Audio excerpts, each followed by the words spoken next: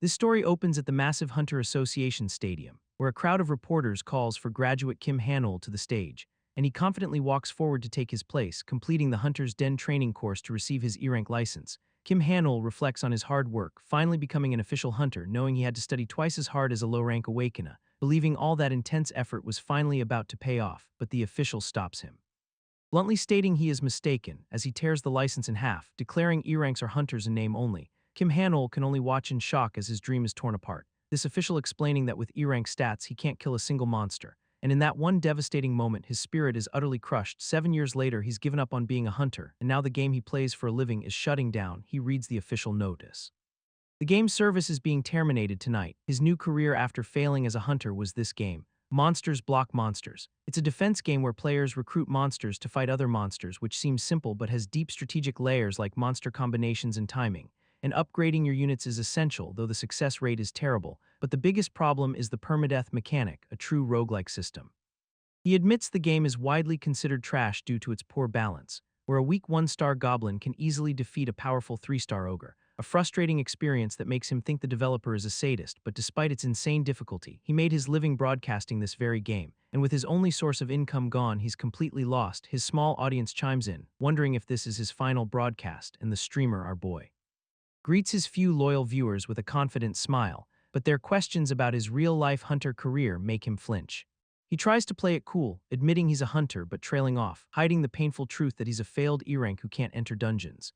He pushes that painful reality aside, focusing on the task at hand. It's the last day of the game, and he promises a grand finale. He proposes that challenge, the ultimate main event of the entire game, a brutal wave mode where he must defend a castle from endless monsters, and he's attempting the impossible 700th wave. Known as Uncharted Territory, his viewers who funded his entire journey cheer him on for the finale, knowing that no one has ever succeeded in this challenge before. He clicks start, wondering if setting a new record even matters anymore. Despite his doubts, his hand trembles on the mouse with nervous energy, and with a final shout he dives headfirst into the 700th wave. A swirling vortex of energy erupts, signaling the start of the wave. Unleashing a terrifying horde of demonic creatures onto the field, this sheer number of enemies is staggering, but he decides to test them. He summons a goblin archer, its arrow glowing with fiery power, letting loose a powerful shot straight into the approaching monster horde, and it strikes true, hitting one of the monstrous wolves head-on. But suddenly his own archer is hit by a devastating counterattack, this goblin letting out a final, desperate screech of pain, and just like that, his level 100 unit is instantly eliminated. He grits his teeth in frustration. That was an expensive unit to lose so quickly. A massive swarm of blue, scorpion-like monsters charges forward, and he knows that if they all attack at once, it's over, so for now he has to thin their numbers immediately, summoning his powerful succubus queen to guard the entrance. But she seems to sense that something is terribly wrong, as a monstrous 3-headed hound suddenly appears on the field, a Cerberus that has somehow already broken through the front lines. She realizes she needs to fall back and regroup immediately, but the beast is far too fast, its jaws closing in on her, and in a brutal instant she's caught. A system alert confirms the worst. His succubus queen is gone. He grits his teeth, realizing the 700th wave is stronger than he ever imagined, as more notifications pop up showing his other units falling. This forces he carefully raised being wiped out with shocking ease. An explosion rocks the battlefield, signaling his imminent failure. With no units or buildings left, only his castle stands against the tide. This final line of defense is about to be breached. He watches his last moments unfold, feeling his defeat is certain, as the enemy horde finally reaches the throne room itself, where a lone, armored person sits waiting for them. Suddenly, a new message appears, a reward for his first attempt, leaving our guy completely stunned and confused. And because of this first-time challenge, something is triggered. This woman on the throne begins to stir, her eyes glowing red as the system announces the sovereign awakens. This elder calmly stops the assassin's dagger with just 2 fingers. When a radiant warrior appears, her greatsword blazing with holy light, this player is in disbelief. The sovereign shouldn't be a movable character. She stands alone at the top of the stairs, facing a horde of monsters. He's experienced hundreds of game overs, but nothing like this has ever happened. He can only stare in confusion, wondering what is going on. Her crimson eyes narrow with an unreadable, deadly intent, and with a blinding flash of her blade, she moves, slicing through the charging beasts with impossible speed. This player realizes she's taking them all out in a single hit. He warns her it's too dangerous to jump into the massive swarm below, but she leaps into the air without a moment's hesitation, unleashing a devastating arc of golden energy from her sword. This attack explodes, consuming the monsters in a fiery blast, catching even the most powerful beasts completely off guard. She lands perfectly, spinning into her next fluid attack. Her expression is cold, focused, and utterly relentless. As another blinding flash of light erupts from her blade, system messages begin to flood the screen as monsters are eliminated. This kill feed scrolls endlessly, tracking her unstoppable rampage. She continues her charge forward. A blur of golden light and steel, her sword cutting through absolutely everything in its path. Even high-level heroes and drakes are instantly defeated by her power. A whirlwind of slashes tears through the remaining horde of creatures, leaving the player speechless at the unbelievable display of power. This sovereign takes a sharp breath, the battle finally over. Her armored boot stomps down with a resounding crack of energy. She reaches out, placing her hand on a swirling golden vortex. Kim Han-ol can't believe it, all those powerful monsters. She stands alone, bathed in the radiant afterglow of her victory. This kill feed confirms it, mad drakes and skeleton warriors all eliminated. He's in utter shock that the sovereign defeated the entire wave alone. A congratulations message appears as she surveys the field of fallen beasts, and the system officially confirms he has cleared the 700th wave. Kim Han-ol can only stare at his screen, completely dumbfounded. He excitedly tells his chat that the sovereign is a total cheat character, but when no one responds, he wonders if his stream crashed. Then a single message appears from a long silent viewer, thanking him. He realizes this isn't a bot. It's the first time they've spoken in 5 years. This message says his actions have awakened their lord from a long slumber. This mysterious viewer claims they can now make a new start with him, and they look forward to his leadership as two robed people bow in game. But then the viewer leaves, and he realizes no one else saw what happened. He sighs, lamenting his terrible luck as he prepares to end the broadcast. But his eyes suddenly widen in absolute shock. A massive vortex of blue energy erupts from his computer screens. This swirling light intensifies, pulling everything in the room towards it, and he's caught in the blast, crying out in pure terror. This force throws him from his chair as he wonders what is happening. His eye reflects the blinding light as a terrifying realization dawns on him. A system window materializes, announcing he's acquired a new skill. His eyes widen in disbelief as he realizes what this means. A reawakening, he recalls the official's harsh words that E-ranks can't be real hunters and a doctor's warning that entering a dungeon would be a mistake. But that same doctor mentioned the rare possibility of a reawakening. A slow, determined smile spreads across his face. Because for someone who's been ignored his whole life, a new opportunity has arrived. He slams his hands on his desk, filled with a new sense of purpose, grabbing the microphone for one final announcement to his viewers, that with this last broadcast, he is officially returning as a hunter. This next morning, bright sunlight streams into his small apartment, and Kim Han-ol takes a deep, steadying breath, sitting on his bed and reflecting on his sudden reawakening. He pulls up his status window to see how much he's grown, but to his shock, none of his stats have changed at all. And just as his hope begins to fade, a new sound chimes in. A system prompt appears, asking to check his new skill information. This glowing window hanging in the air right in front of him, he grins, deciding stats don't matter if the skill is powerful enough, and he eagerly presses the accept button to see what he got. This new skills are revealed. Deal and conversation with the sovereign, leaving him completely baffled by their strange and unusual names. He's never seen skills like these, deciding to activate the first one, and the system confirms the activation of Deal with the Sovereign. But two red error messages pop up, stating he has insufficient gold. Kim Han-ol collapses onto his bed in total frustration, knowing there's no one he can possibly ask about this strange phenomenon, until a sudden thought strikes him as he looks at his computer. Maybe there is one person who might have the answers he needs. He recalls the strange anomaly from his final broadcast, and with a desperate hope, he starts a new live stream instantly. Viewer 1 joins the chat and Han-ol greets his mysterious guest. He immediately locks the stream, needing to ask his lone viewer a private question, realizing his new skills only appeared after their last conversation, which means their interaction must have been some kind of trigger. Connecting this mysterious viewer directly to his reawakening, he carefully explains that he experienced a sudden reawakening yesterday, and asks if viewer 1 knows anything, getting a simple, direct yes. Kim Han-ol's eyes widen in shock. He was right, this person knows everything. He knows that awakenings are supposed to be beyond human control. So he wonders if this person is connected to the thrones and why they chose him. He's relieved to have a lead but is more confused than ever, unable to understand why anyone would grant him such a powerful favor. Suddenly, a mysterious voice echoes in his mind, explaining that the sovereign has chosen him, and it was Han-ol who awakened their lord. Wondering if this is all because of what happened in the game, remembering the moment the sovereign character first moved on her own, viewer 1 confirms it. His actions woke their lord from a long slumber, and as he connects the dots, a strange energy suddenly engulfs him. This mysterious robed guide appears, promising that all will be revealed in time. This mysterious attendant says the skills are a gift from his lord. Kim Han-ol accepts this, asking how to use the skills and their conditions. One skill, conversation with the sovereign, still requires more time to activate, but he's confused why the other skill won't work, citing a lack of gold. This attendant seems genuinely puzzled by this question, leaving our boy to wonder what's happening with his new abilities. Suddenly, the attendant pulls out a glowing, ancient-looking book, its pages flaring with a brilliant golden light as he consults it, and he admits with some embarrassment that there was an oversight. Kim Han-ol can only stare back, completely bewildered by the situation. With a snap of his fingers, the attendant promises to deposit 50 gold, telling him he'll be able to use the skill once the funds arrive, and with a final farewell, the attendant begins to fade away.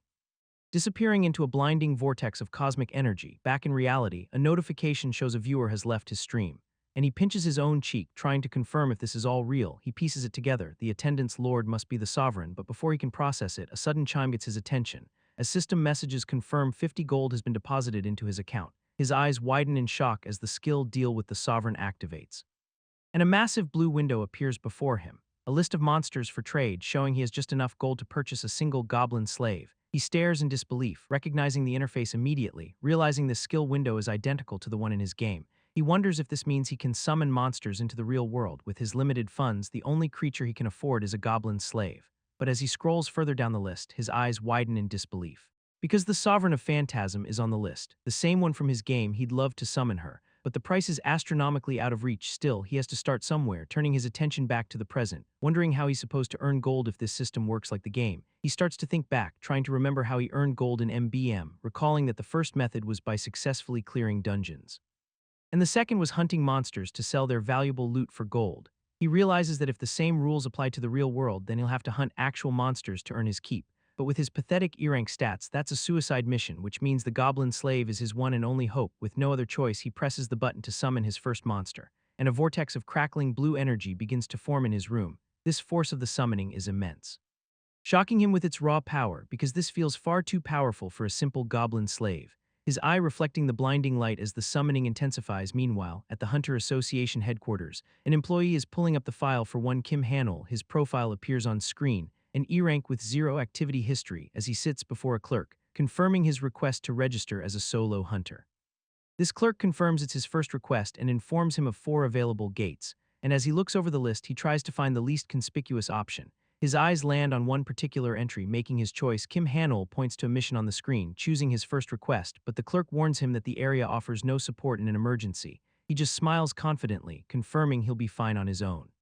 She can't believe an E-rank hunter is actually attempting a solo mission, but she processes his registration anyway, sending the details to his phone.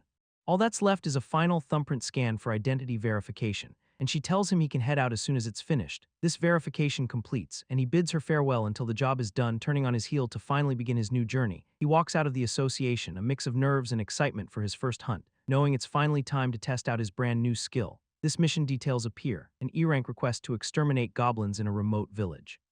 Kim Hanel arrives at the quiet countryside, approaching his destination, when a voice suddenly calls out to him from a distance. An elderly man rushes over, welcoming the hunter with open arms. He grabs Kim Hanel's hands, overcome with gratitude, bowing deeply and thanking him for coming to their humble village. This old man explains how the goblins have terrorized them for a week, and Hanel understands why no one else took the low-reward job. This village head asks if he'll be okay alone. Hearing the monsters are tough, his face etched with genuine worry for the young hunter's safety, Kim Hanel gently takes his hands, getting the man's attention, and promises with absolute certainty that both he and the village will be safe. Overwhelmed with relief, the old man thanks him again and again, his heartfelt gratitude echoing as our boy prepares for the fight ahead. After calming the grateful village head, Kim Hanel ventures deep into the goblin forest. He stops, believing he's in the right spot. But the area seems completely empty. Suddenly, a strange screeching sound catches his attention from nearby. He spots a green hand filling a bowl with fresh spring water, and a goblin greedily gulps down the refreshing drink. Kim Hanel stares in utter confusion at the bizarre scene before him. It's a whole group of goblins just casually drinking from the spring, and while their behavior is strange, it's the perfect opportunity for him. With the goblins distracted, he decides to summon his new ally without worry, pulling a glowing blue orb from the system window, ready to test it out. He winds up preparing to throw the summoning orb with all his might, shouting out the name of his summon as he hurls it towards the enemy. This glowing projectile soars through the air, catching the goblins by surprise, but it just lands on the ground with a soft thud. Kim Hanel is left in an awkward pose, completely baffled by the result. As the wild goblins just stare curiously at the glowing sphere, their curiosity quickly turns to rage as they bare their teeth. He panics, realizing this isn't how he's supposed to summon his monster at all, and now he's completely surrounded with no chance of escape. With no other choice, he decides he'll have to fight them himself. This 3 goblins lunge forward, their claws extended to strike, and he braces himself for the impact, wondering if he can survive this. This first goblin closes the distance in a blur of motion, letting out a desperate cry as he throws a punch to defend himself. His fist collides with the monster's in a brilliant flash of light. He remembers the first monster he ever summoned, a brilliant flash of light filling his vision and a system window announcing the arrival of a goblin slave. This single goblin became his most powerful ally, and Kim Hanel is stunned by the vividness of the memory. He recalls how, when he first started playing the game, he was so excited that he invested every rare item he owned into it. transforming it into a beast that cleared over 100 waves alone. That monster's name was Gono. Equipped with a full set of A-rank gear, suddenly a system perk activates. Retrieving that very inventory, meanwhile, in a nearby forest, a wild goblin prepares to attack, but Gono materializes from thin air to intercept it, crushing its skull with a single, powerful stomp. A beam of pure energy descends from the heavens, obliterating another. And Gono stands tall over the carnage he's created. This last remaining goblin can only stare in utter terror, letting out a terrified shriek as it tries to flee. But there is no escape from the Phantom Warrior, who activates the A-rank skill Raven's Wingbeat from his boots, erupting in a storm of crackling blue lightning. He rockets through the air with incredible speed, closing the distance in the blink of an eye. He tears through the final goblin without a second thought. Landing with a smug grin as his work is done, Kim Han-ul watches the entire scene unfold. Unable to believe his eyes, Kim Han-ul is completely stunned, questioning if Gono was always this powerful, when a strange croaking sound escapes from Gono's lips. As the goblin warrior approaches, Kim Han-ul stammers out some praise for his work, but Gono suddenly grabs his jacket, pulling him closer in confusion. And he realizes the powerful summon is just looking for a pat on the back.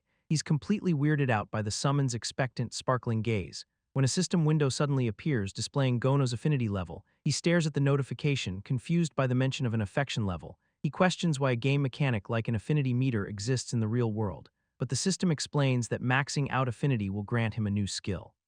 This word's new skill echo in his mind. His eyes reflecting the system's text, realizing the potential reward, he immediately starts praising his little goblin warrior, and just like that, a notification confirms Gono's affinity has increased. With that sorted out, he turns his attention back to the mission at hand, but he notices a problem.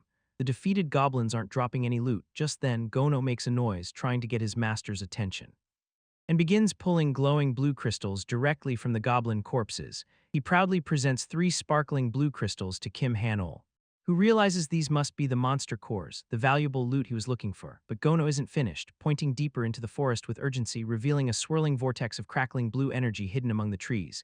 Kim Han-ul recognizes it as a gate, but it's far too small to be a normal one. Gono holds up one of the glowing crystals, as if showing him the key, and then hurls it directly into the center of the swirling portal, causing it to erupt in a brilliant flash of blinding light. A system notification confirms the sale of 3 mana stones for 30 gold, and Kim Han-ul finally understands how this world's economy works, because monsters here drop valuable mana stones instead of regular loot. He praises Gono for a job well done, increasing their affinity, and now all that's left is to collect proof for the quest. But as he gets ready to move, a sudden sound stops him.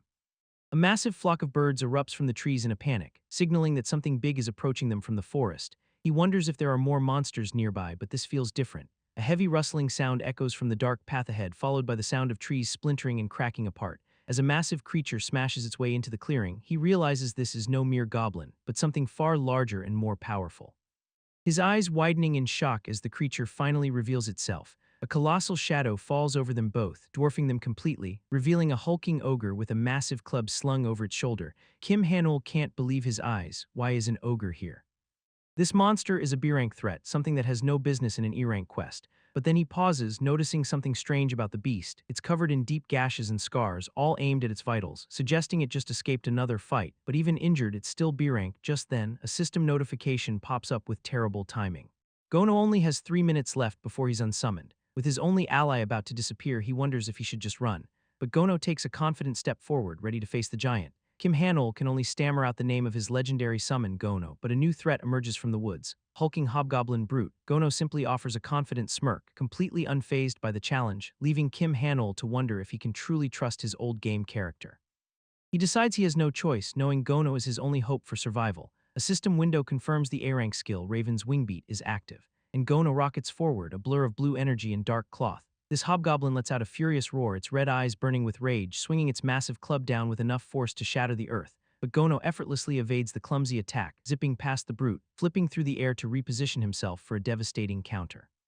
This hobgoblin looks up, stunned by the summon's incredible agility, as Gono dives down, aiming a powerful kick directly at its weapon. This impact sends a shockwave through the air, a flash of brilliant light, and Gono uses the momentum to spin into another aerial assault. He gathers crackling blue energy, preparing to unleash a final decisive blow, his own eyes glowing with the same intense, otherworldly power. With a ferocious cry, he smashes down onto the hobgoblin's head. This brute raises its arms to block, its face contorted in pain, but its eyes widen in terror as it feels the overwhelming force. A strange red light begins to glow from within its chest, erupting into a violent explosion of crackling crimson energy as Gono pushes through, his expression one of pure, focused determination. This hobgoblin is completely annihilated in a blinding flash of power, and Kim Hanul's eyes widen in utter disbelief at the spectacle. Kim Hanul stumbles back, completely stunned by the display of power. As the massive ogre falls lifelessly to the ground, his loyal summon Gono floating triumphantly above its corpse, this goblin warrior looks down with a satisfied smirk, leaving Hanul utterly speechless and a little flustered. He rushes forward, shouting his summon's name in pure joy, grabbing Gono's hands and congratulating him on the victory. But a system window appears, counting down his summon's departure, and Gono presents him with a glowing blue mana stone. A parting gift before his time runs out, Kim Hanul takes the orb, thanking his powerful ally just as the system announces Gono's return to the castle. This goblin vanishes in a pillar of light, leaving the mana stone behind, and a new notification reveals a 24-hour cooldown on his skill. Now holding 2 mana stones, he wonders how to sell them, when a strange vortex of energy suddenly materializes beside him. He realizes this must be the system's way of handling loot.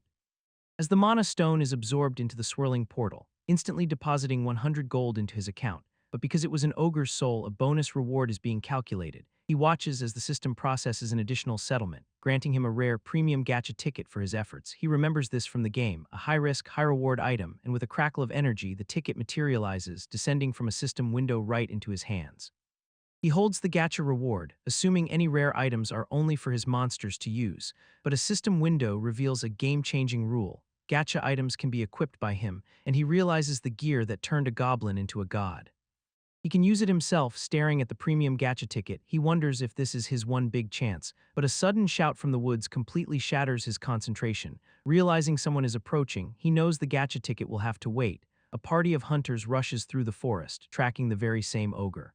Their leader confirming the trail is fresh and leads directly ahead, but he suddenly freezes in his tracks, confusing his companion behind him, and they lock eyes with Kim Hanul, both parties completely surprised. This hunters stare in disbelief at the scene before them, our boy and a dead ogre. He recognizes the woman Yoon, Soo-ah, an A-rank leader from the Pungbaek guild. Realizing they were hunting the ogre first, he knows this is about to get complicated. A sharp voice calls out, and Kim Hanul flinches, trying to buy some time, but the armored hunters are already closing in on him, surrounding him as they explain they've been tracking this specific ogre. Their leader, Yoon Soo-ah, fixes him with an intense gaze, demanding to know if he killed it. He panics, realizing she thinks he stole her kill, and desperately searches for an out. This confrontation hangs heavy in the air, a silent standoff, as the hunters face him down, the massive ogre's corpse lying between them. She glances at the corpse, finding it hard to believe he took it down by himself, knowing that even injured, that ogre was still a solid B-rank monster. And remembering how the 3 of them, all B-ranks, couldn't even land a solid hit, she concludes he must be an A-rank at minimum, a temporary assessment for now. When a gloved hand is suddenly extended towards him in a friendly gesture, a woman introduces herself as Yoon Soo-ah from the Pungbaek guild. Her inner monologue revealing she's here to size him up, and she shakes hands with Kim Hanul as he introduces himself.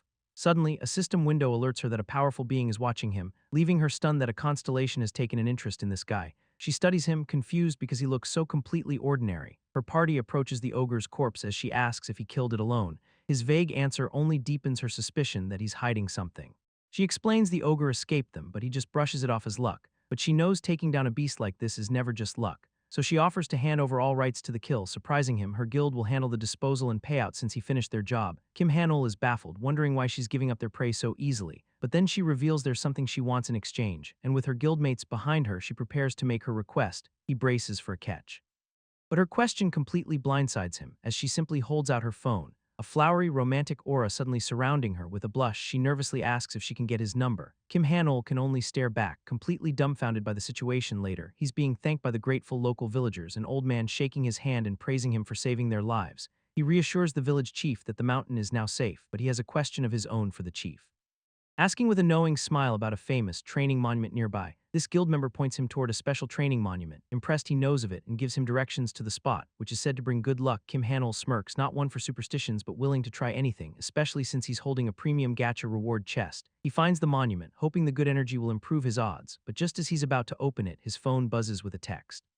It's a message from Hunter Yoon Soo-ah, the woman from the guild. She confirms her team will handle the ogre corpse and asks him to contact her. And he's surprised she used her personal number instead of the guild's line. He quickly dismisses the thought, his focus returning to the real prize. It's time to open the chest, something he never thought he'd see in real life. He knows the drop rates are terrible, but he prays for at least an A-rank item. A system window prompts him to use his premium gacha ticket to open it, and with a word, the system consumes the ticket as the chest begins to glow. A brilliant burst of golden light erupts from the box, blinding him. As the system explains, these chests can contain items of any rank, with the highest possible being a legendary S rank, which glows gold. He stares into the light, realizing it's the signature golden glow, but his eyes widen in shock as the color shifts to a deep, ominous red. Sometime later, Kim Han-ul is back at his home. He sits in his gaming chair, contemplating his next move because even though he knows how to get gold, he's run into a new problem. He's trying to hire more monsters from the system window, but it's not working. This monster transaction list shows nearly every option is grayed out and unavailable. It seems only a Goblin fighter and an Ogre Berserker are available for hire right now. He questions why the expensive Ogre Berserker is available for hire. When a sudden realization hits him as he recalls the recent battle, it all makes sense now. He can only hire monsters he's personally defeated. This means he has to hunt every new summon himself, a daunting task, but he remembers the gacha ticket and immediately decides to use it, revealing a unique grade item, the Beholder's Glasses, boosting all his stats. Kim Han-ul can't believe his luck. Holding the legendary unique grade item, which is far more valuable than a whole set of A-rank gear. And best of all, the system says he can equip it himself, so he nervously decides to try the powerful artifact on. This moment he wears them. A brilliant blue aura explodes around him. A system chime rings out as the glasses settle on his face, and his status window appears, confirming a massive stat increase. This glasses also grants Sage's Eye, a skill to see an enemy's stats. And he stares in awe, confirming his stats all went up by 5. A confident smile spreads across his face. The unique item is insane. He then considers the implications of his new skill, Sage's Eye, realizing hunting will be a breeze if he can scout his targets first. But as he holds the glasses, a single thought begins to bother him. Why is he being given all of this incredible power for free? He sits alone in his room, questioning why he was chosen for this. Just then, a blaring red warning sign flashes in front of him. A system notification announcing that the wave is about to begin. He's ordered to prepare his defenses, completely caught off guard as the urgent warnings multiply, flooding his entire room with red light. Kim Han-ul stares in disbelief at the sudden system alert, recognizing the interface from his all-time favorite game, Manhwa.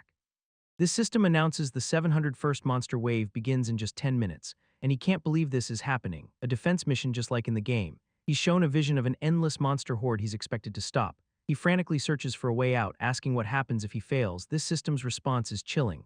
The Lord's Castle of Illusions will fall, and every single one of his newfound powers will completely vanish. But the consequences are far worse than he could ever imagine, as he's shown a horrifying vision of his entire world engulfed in flames. This final penalty for failure is absolute. This world will be destroyed. This countdown timer reappears, ticking down the final 10 minutes to doom, and the weight of the world settles on his shoulders, a grim look in his eyes. This game interface glows with an intense blue energy, pulling him in. He realizes it's exactly like the game he mastered. But now it's terrifyingly real. He can't comprehend the stakes. The world ending just because he might lose a game. With the timer now under 9.5 minutes, there's no more time to waste. He takes a deep breath, deciding there's no point in overthinking the impossible. Because all that truly matters right now is what he has to do. He has to stop the monsters, no matter what the cost. This system explains Manhwa is a simple tower defense game, but its brutal difficulty demands flawless and thorough strategy to survive. Players must not only deploy their own monsters in the right places, but also expertly utilize the castle's built-in defensive structures. Combining countless items and tactics to create the perfect strategy for victory, he tests the new holographic interface, confirming it works by touch, and immediately begins to check what forces he has available for defense. This system begins checking for all deployable monsters in his castle, confirming 4 new monsters were delivered from his recent Mana Stone sale. This brings his total available forces up to a meager 5 monsters. A Goblin slave, 3 Goblin fighters. And the powerful Ogre Berserker, he wonders if he can still use the powerful Lord just like before, but the system shuts him down. The Lord is an unavailable resource. His next idea is to just buy additional troops with his gold, but another rule blocks him, no hiring after a wave has been announced. With all his options exhausted, the system begins displaying the enemy info, revealing that the 701st monster wave is about to begin. And he's facing Count Gular and his elite army of dragons, a terrifying 6-star monster leading a swarm of 5-star wyverns. This system explains that star rank is a direct measure of combat potential, and with a power gap this wide, it's not even considered a fight. He's supposed to stop this army with 1-star goblins and a 3-star ogre. At this rate, his forces won't be able to handle a single enemy, let alone 61. He has no gold, not enough monsters, and absolutely no strategy. But just then, a special benefit appears for the sole player.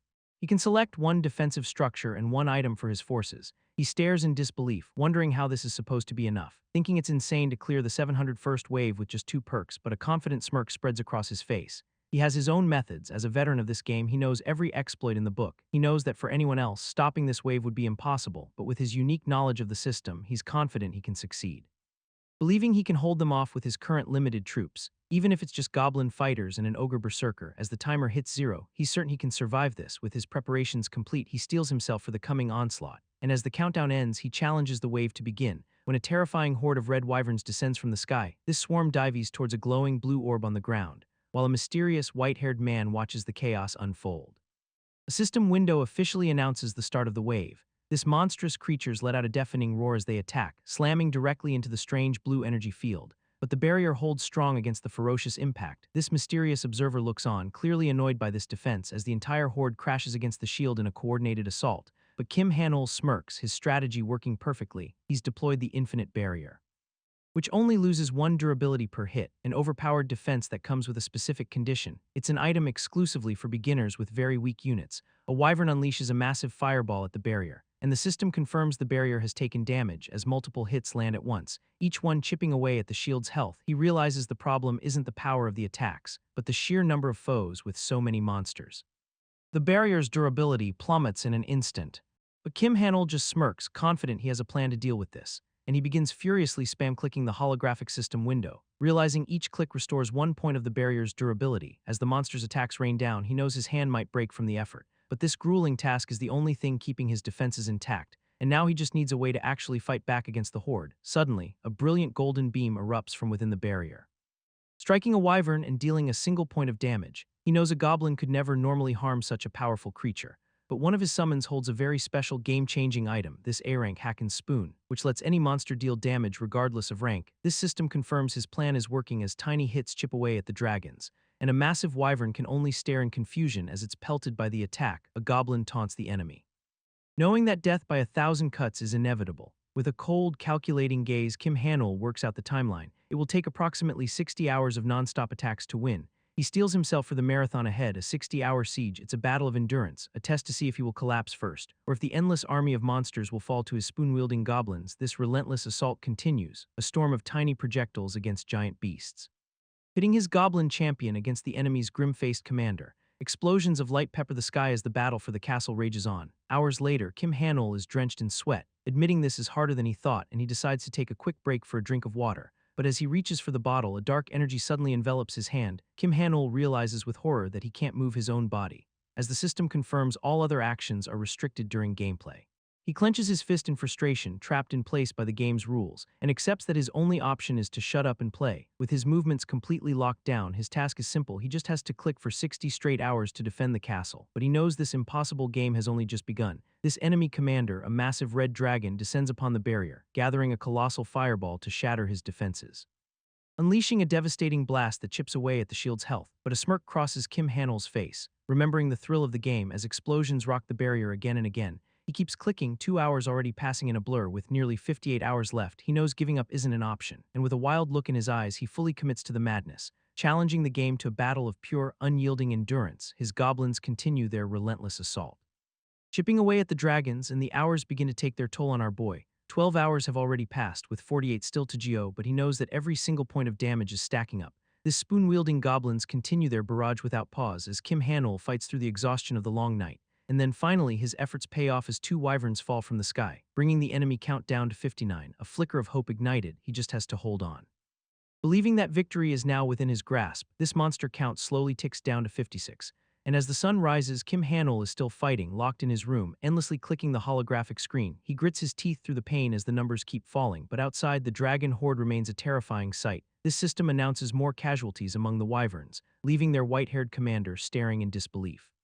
This spoon's relentless attacks continue to explode against their scales, chipping away at the dragons 1 point of damage at a time. After what feels like an eternity, only 2 monsters remain, but Kim Han-ul is on the verge of complete collapse. Just as victory is in sight, a critical warning flashes. The barrier is about to break. Inside the castle, a lone goblin fighter makes a desperate run, but he's immediately struck down by an enemy blast. This final wyvern dives in for the killing blow, unleashing a massive torrent of destructive energy. A twin blast aimed directly at the weakened shield. This attack connects with a catastrophic explosion, and the system confirms the barrier has been completely destroyed. Kim Han-ul's eyes widen in horror. He dozed off for just a second. He knows if the castle takes even a single hit, it's all over, but suddenly an armored goblin leaps to intercept the attack, and Kim Han-ul screams out his name in shock, Gono.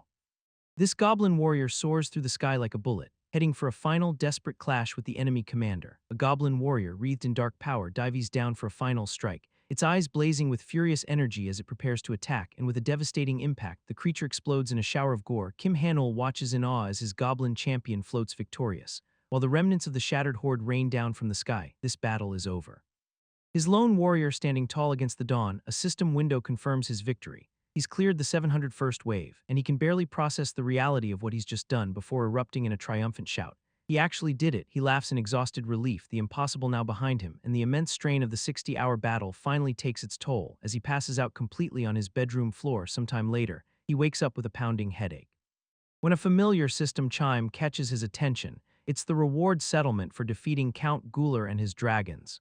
He's received a pile of monster loot drops from the vanquished horde, and he wonders if they have a specific purpose, just like in Manhwa, but then another notification appears. A skill is waiting to be unlocked, showing he's already completed 2 of the required conditions, leaving just 3 more to unlock. Conversation with the monarch. He shrugs it off, confident he'll unlock the powerful skill soon enough. Just then, the system announces it's checking his final reward.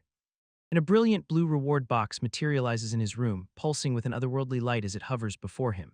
He stares in confusion and awe, wondering what this final prize could be. This scene cuts away to a quiet room where a phone suddenly glows on a desk, revealing 7 missed calls from a woman named Yoon Soo-ah. We're now at the massive headquarters of the powerful Pungbaek Guild, where 2 people are discussing the unbelievable news of an E-ranker killing an ogre. This man, S-rank Vice Guild leader Yoon Soo-hyuk, is convinced Kim Han-il is a fraud, but his sister Soo-ah argues that his story about a reawakening felt genuine. Her defense is suddenly interrupted by a familiar face. As Kim Han-il himself rushes into the lobby, shouting an apology, he hurries towards them, explaining why he couldn't answer their calls. He bows deeply, but a menacing voice asks if sorry is really enough, and Soo-hyuk erupts in a fiery aura.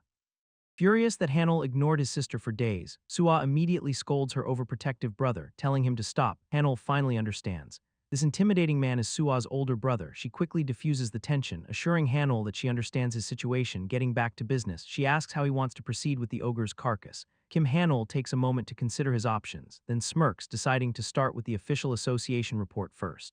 At the Hunter Association office, an employee listens to their story. Soo-ah testifies that she personally witnessed Kim Han-il hunt the ogre by himself. Soo-hyuk's intimidating glare hangs in the air as they admit there's no physical evidence. This official says she believes them. But for a high-rank monster, a formal process is required. She explains they need to verify his stats to confirm he's capable of such a feat, and the test will be conducted using a massive mana meter crystal. Soo-ah's face falls with worry. She knows he reawakened, but has no idea what his stats are. As she tries to suggest another way, Han-il calmly cuts her off, agreeing to the test with a confident smirk. Kim Han-il agrees to the test right away. This scene flashes to another hunter's test, the measurement now complete, revealing a disappointing D-rank result for the other applicant. Soo-hyuk watches from the sidelines, curious to see Han-il's true potential. He decides if the kid is a fraud. He'll simply be ignored from now on. Han-il approaches the massive crystal with no items or potions to aid him. He remembers the crushing disappointment of his first E-rank test years ago. As the system officially announces the commencement of his mana measurement, he places his hand on the crystal, which immediately begins to surge with power, erupting in a blinding flash of brilliant golden light, shocking both Soo-ah and her brother with its sheer intensity. Soo-hyuk can only stare in utter confusion at the display. As the mana meter continues to overflow with raw energy, this light finally subsides, the system announcing the measurement is complete. Kim Han-il stands calmly before the glowing crystal, awaiting the verdict. A system window prepares to display the final analysis of his mana, and the result is revealed in a single, stunning declaration. S-rank. This entire room erupts in shock, their faces frozen in disbelief. A brief interlude marks a dramatic shift in the narrative. We cut back to Han-il in his room, smirking at an unexpected turn of events. This system is checking his final reward for clearing the impossible 701st wave. He hasn't just received loot. He's acquired a brand new skill. Still exhausted on the floor, he stares in shock at the notification. This skill is Lord's Afterimage, letting him borrow a monster's stats for 30 minutes. His eyes widen as he realizes the insane power he's just been given. He suddenly recalls his new skill. He can use the stats of the strongest monster he just defeated. This system confirms Lord's Afterimage is active, temporarily boosting his stats to incredible levels. He walks towards the meter, thinking how unbelievably lucky he is to get this skill right now. For the next 30 minutes, his stats are easily on par with an S-rank hunter, and as he steps onto the platform, he knows what's about to happen to everyone else in this room. He'll look like a brand new S-rank rookie. Soo-ah and her brother watch with a mix of disbelief and apprehension. As the mana meter erupts in a blinding flash of power, shocking everyone present, with a smirk Han-il asks if this is enough proof that he killed the ogre. This flustered official stammers that the measurement was all the proof they needed. He thanks the siblings for their help, though Soo-ah insists he did all the work. As Kim Han-ol turns to leave, he's suddenly stopped by a voice. It's Soo-hyuk. Calling out his name with a serious expression, this vice guild leader offers to grab coffee with him sometime, making it clear this is an official scouting offer from the Pungbaek guild. This crowd buzzes, stunned that the vice guild leader is recruiting him personally, but Kim Han-ol just smirks and says he'll pass on the coffee. He adds that if he needs the guild, he'll just contact Soo-ah directly, leaving her speechless. With that, he walks away, leaving the powerful guild members in his wake. Soo-hyuk is left completely stunned, wondering who this guy really is. Meanwhile, news of a new S-rank Mana rookie at the testing center explodes online. Back in his room, Han-ol sees he's blowing up overnight and prepares to start his stream.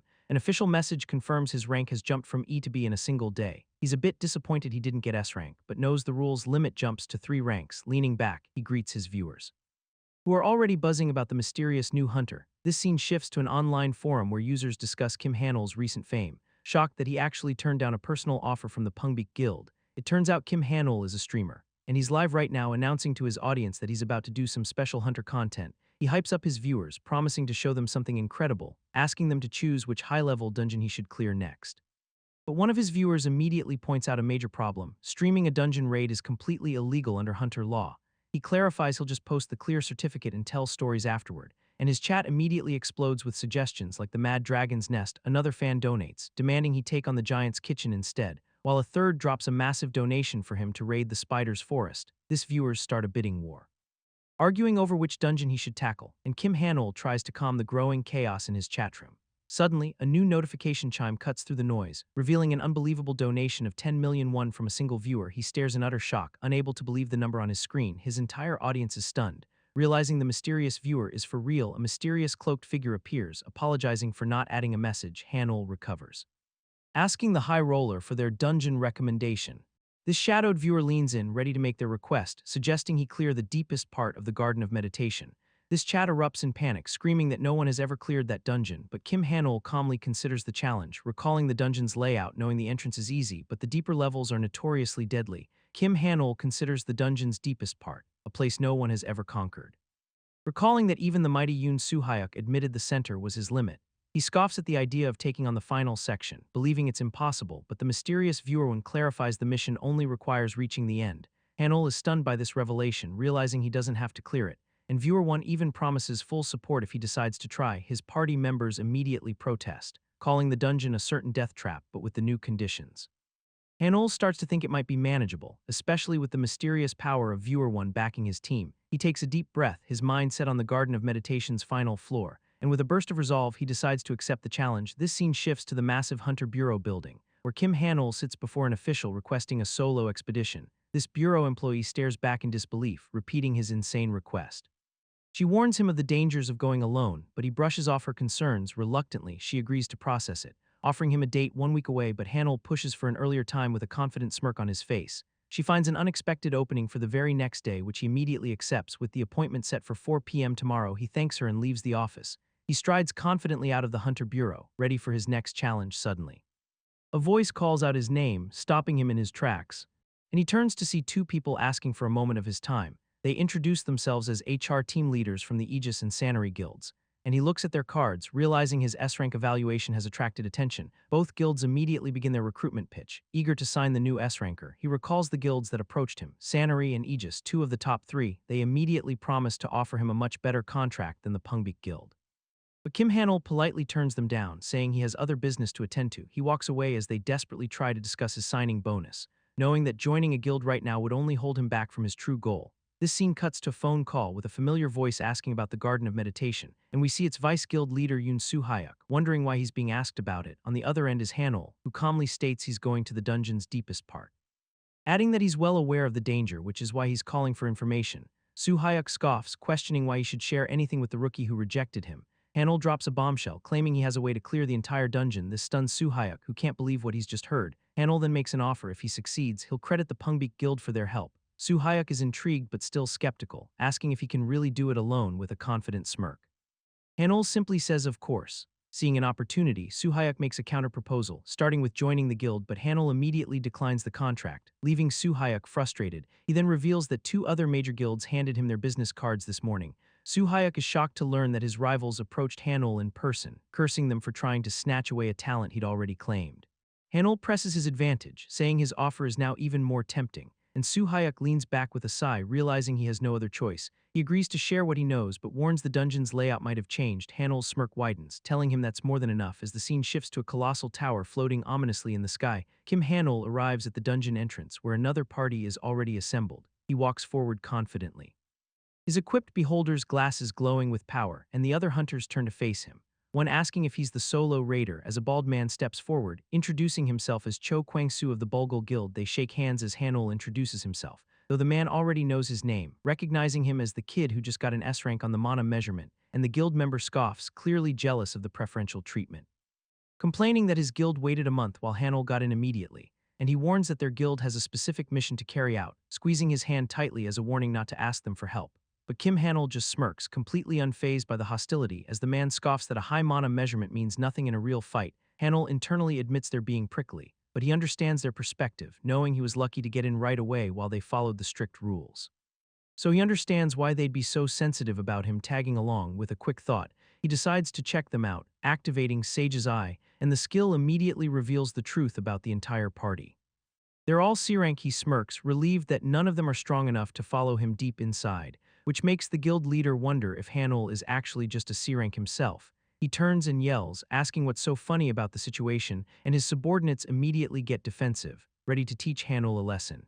But before a fight can break out, an official steps in to open the gate, channeling a surge of green energy as the hunters prepare to enter. He warns them the gate won't stay open long as they all begin to step inside, and Kim Hanul follows, realizing this is his first time ever entering a real dungeon. With a surge of energy, Kim Hanul prepares to enter the dungeon, ready to see what kind of challenge awaits him inside. A system window confirms the dungeon is the Garden of Meditation.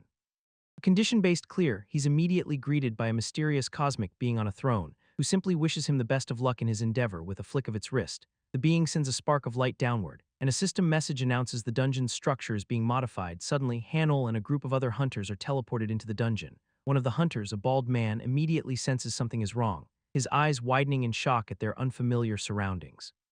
They're standing before a massive lake with a giant tree on an island, and he realizes with dawning horror this isn't the main entrance. His party members are just as confused, asking if this is normal, while another group confirms the entrance they remember was completely different. Kim Hanul stands apart from the chaos, also finding the situation strange. He recalls the entrance is supposed to be an open field for hunting weak monsters, realizing this is nothing like what Yoon Soo-ah described.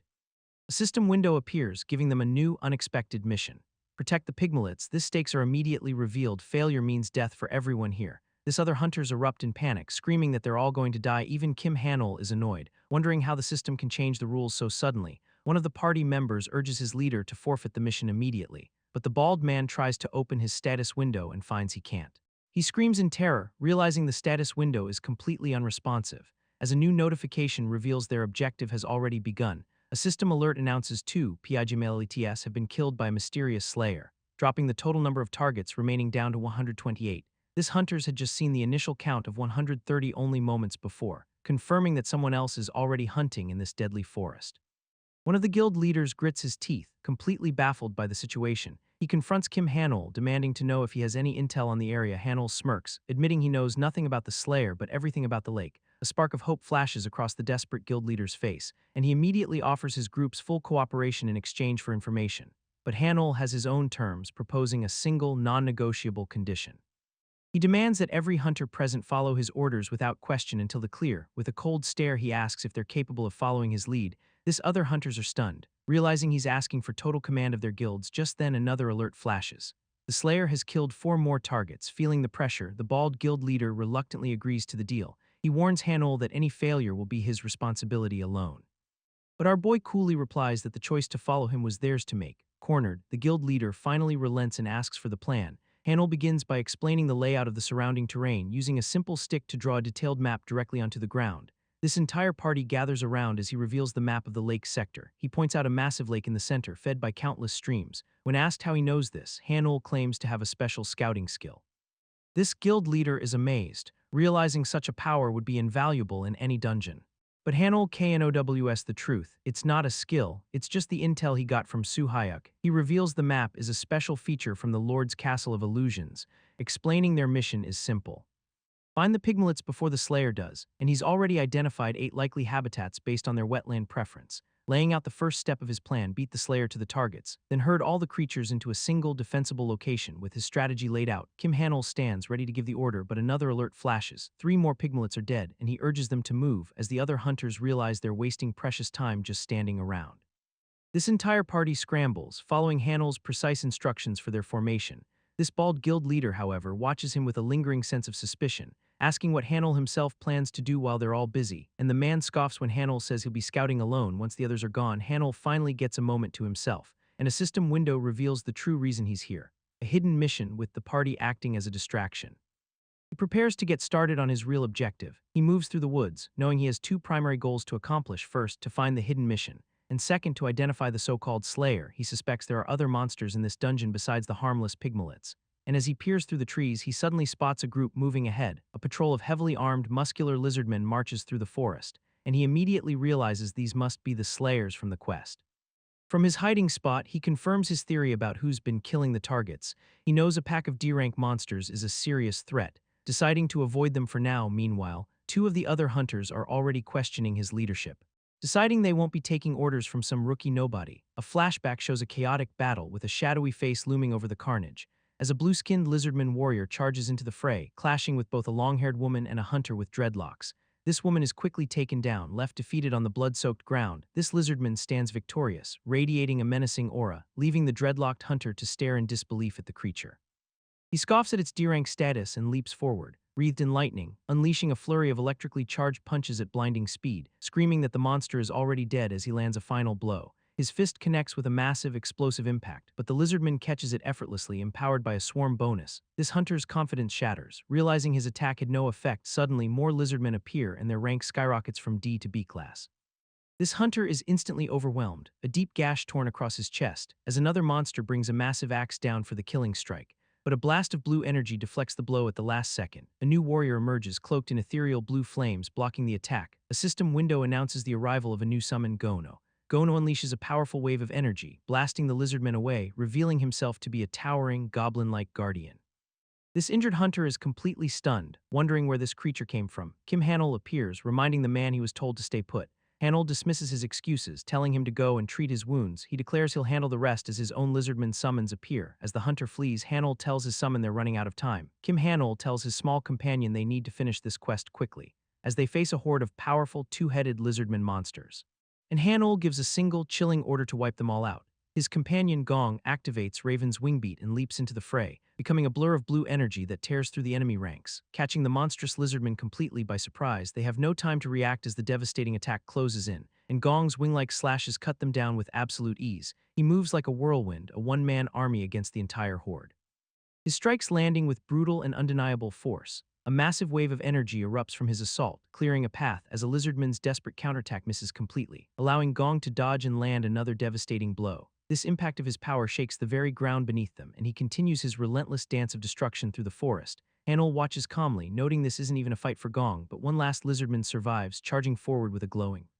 And to Hanul's surprise, it's heading straight for him. This monster leaps with its weapon raised, making him wonder if he looks like an easy target, and he wryly admits to himself that he probably does. Just in time, he activates Lord's Afterimage, a skill that boosts his stats, knowing he'd be in serious trouble without this sudden power-up. His fist ignites with a brilliant, fiery energy, and he unleashes a single explosive punch to meet the attack head-on. Completely obliterating the lizardman in a blinding flash of light, a new power surges through our hero after defeating the fearsome Count Gular, activating Lord's Afterimage, a skill that absorbs the boss's stats into his own. His goblin ally Gono approaches, asking if the battle is finally over, while another goblin stands over the carnage, his bloody club telling the whole story. Our boy praises Gono for his work, increasing their affinity and noting his impressive speed. He quickly sells off the low-grade mana stones he's collected from the fight, earning a nice sum of gold and a premium gacha ticket for his troubles, but Gono tugs at his sleeve as a system window appears. The goblin's time is running out. He worries, knowing he can't afford to lose his powerful ally right now. Gono seems to have an idea, gesturing eagerly to get his master's attention, and a new notification offers a solution. He can pay to extend the summon time, annoyed but seeing no other choice. He pays for the overtime, patting Gono's head, but just as he does, he senses something approaching in the distance. And suddenly, a massive horde of tiny pink creatures called pigments appears. They stand on a small hill, looking down at a literal sea of the strange beings, and he wonders how he's supposed to move through this overwhelming crowd. Gono takes a deep breath, preparing to address the massive herd, shouting out a command that makes our hero wonder if he can actually talk to them.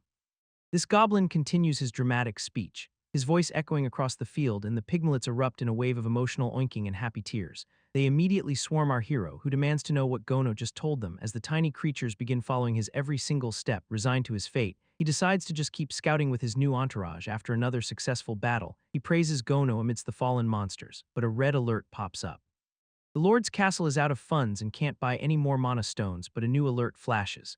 The Lord's castle is out of funds for mana stones, and another reveals he's already hit his unit limit for summoning lizardmen. Kim Hanul realizes his resources are finite, even for a lord, concluding there's no point in hunting more lizardmen for now. He refocuses on the main objective, saving the pigmelets. Taking a quick count, he estimates he's gathered about 60 of them. And a system window confirms 70 pigmelets remain in total, meaning the entire Bulgul guild only managed to save 10. He senses a sudden shift in the air, a strange feeling, as the pigmelet's eyes begin to glow and they start to stampede, catching him and Gono completely off guard as they rush forward. With no other choice, they're forced to run along with the herd, swept up in a chaotic tide of pink creatures through the dark woods. This creatures finally stop, and Hanul catches his breath. Wondering where they are, only to find they've been led to a clearing in the center of a lake. He sees the rest of the hunters are already here, looking just as confused, and it dawns on him. The pigmelets led them all to this exact spot. A system message announces the slayers have stopped their hunt. Just as a brilliant beam of light signals that night has fallen, with 70 pigmelets safe, the mission is declared a success. He's even cleared a hidden objective for saving so many of them. But suddenly, a massive pillar of water erupts from the lake's surface, sending the other, unsuspecting hunters into a complete panic. Kim Hanul, however, watches with cold, calculating eyes as a new message announces the true test is just beginning. A system window appears, announcing the start of the trial of meditation, and suddenly a massive geyser of blue energy erupts from the ground, sweeping the entire party off their feet in a violent, watery torrent. But Hanul and Gono are safe. Protected by the horde of pigmelets, as he braces himself against the overwhelming force of the current, he knows there's no way to dodge this devastating attack. But the pigmelets suddenly swarm around him, glowing with a golden light. They form a shimmering hexagonal barrier, shielding him from the raging water, and he begins to understand what's happening. The pigmelets are actually protecting him and his summon from the trial's assault. A system window confirms it. The creatures are showing their gratitude for being saved. One of them lets out a determined squeal as it holds the line, and the system declares that now they will be the ones to protect him. This objective is clear. Survive for 10 minutes with his gathered allies, Kim Hanul smirks, admitting he never expected this turn of events, realizing there was a hidden purpose to saving these creatures all along. This trial's name finally makes sense. The very beings he saved are now his shield. This more he saved, the safer he is. But then a thought strikes him. What about the others? He spots the bald hunter, Jo Kwangsu, struggling with only a single pigmelet. This man is barely holding on, his meager shield already starting to crack. With over 9 minutes left, Hanul doubts the others can survive the full trial. He sees the other hunters are in the same desperate situation with few protectors. If saving the pigmelets was the key to survival, as he suspected, then everyone except him is in grave danger, and he has to find a way to help. He desperately searches for a solution, but then something catches his eye. Just then, a new system window appears. A hidden mission has been discovered, and Kim Hanul realizes the pigmelets must have been the trigger. His new objective is to find and defeat the source of this entire trial. He recalls the intel from the Lord's castle about a secret mission in the lake, and after searching the entire field, he finally understands it was here all along, deciding to get a better look. He activates his Sage's Eye skill, unleashing a vortex of analytical energy to identify his target. This system immediately detects a monster applicable to the count, and with a confident smirk, Hanul locks onto his hidden prey. This scan reveals a named monster called Zen Karuk with incredibly high stats, and Hanul's confidence shatters as he realizes the true danger. This isn't just some random mob he's facing, but a powerful lizard mage with unique skills and items, a completely different level of threat. He steels himself for the fight, admitting a hidden mission was never going to be easy. He orders Gono to sit this one out, knowing the lake is too risky for him. A determined look crossing his face as he prepares his next move. It's time to hire a new monster from the Lord's trade list. Activating the special feature to summon a new ally, he stands before the glowing interface, surveying his options, and chooses the one with water resistance, the Ogre Berserker. But unlike Gono, this new summon has no items. Its base stats aren't enough, so he knows he needs a powerful item to boost its power immediately. He decides to use his premium gacha ticket, his only hope for a rare item, betting everything on this single high-stakes gamble, and the ticket consumes itself in a blinding flash of golden energy. Kim Hanul stares in shock at a brilliant golden light, realizing with a jolt that he's just pulled an S-rank item. But his excitement quickly turns to utter confusion and alarm as a powerful current erupts, threatening to pull him under. With no time to overthink it, he decides to act fast, spending his gold to summon an Ogre Berserker into the fray. A massive, roaring ogre materializes before him, ready for battle. Hanul immediately orders his new summon to equip the S-rank item, and the creature absorbs the glowing power into its chest. But the ogre suddenly collapses, leaving Hanul and Gono stunned. and he wonders if something has gone terribly wrong. Suddenly, Hanul himself cries out in immense pain. As the current drags him forward, seeing the other hunter swept away, he's being pulled apart by the force, left with no other choice, deciding he'll have to handle this dangerous situation himself. He activates Lord's Afterimage, absorbing a monster's stats for a power boost. His hand shoots out, grabbing the hunter just before he's lost to the torrent. And he roars, channeling every ounce of his newfound strength, his fist clenching as he fights against the overwhelming pressure. This vortex pulls him in, his body wreathed in red energy as he struggles, but even with his ultimate skill, the current is too much. He feels his grip failing, unable to hold on any longer until he feels the pressure suddenly begin to weaken. He looks up, confused by the unexpected change in the current's flow, and sees his ogre summon standing tall. Absorbing the raging energy, this massive ogre turns, asking his lord if he's unharmed, and bows its head, apologizing for its delayed greeting, rising to its full height, declaring itself a humble servant to the King of Kings, leaving Kim Hanul completely stunned by this sudden transformation. This S-rank item's true nature is revealed, and he wonders what he's just created.